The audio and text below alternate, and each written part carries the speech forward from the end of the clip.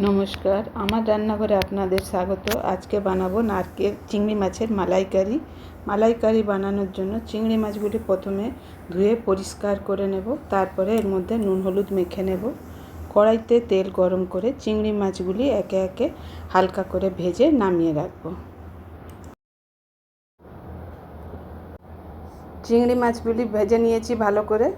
গ্রেভির জন্য একটু মশলা বাটবো। পেঁয়াজ, আদা, কাঁচা লঙ্কা, টমেটো এগুলি ভালো করে মিক্সিতে দিয়ে পেস্ট করে নেব।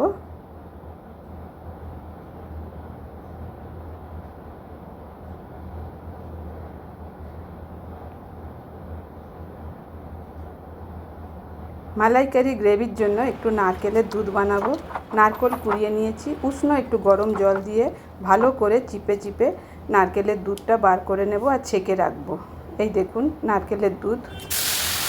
ওই চিংড়ি মাছ ভাজার ওই তেলেই আরেকটু তেল দিয়ে মশলাগুলি দিয়ে দেব কিছু গুঁড়ো মশলা, ধনে, আদা, জিরা, কাশ্মীরি রেড চিলি পাউডার। মশলা কষানো হয়ে গেলে চিংড়ি মাছগুলি দিয়ে আরেকটু নাড়াচাড়া করে কষিয়ে নেব।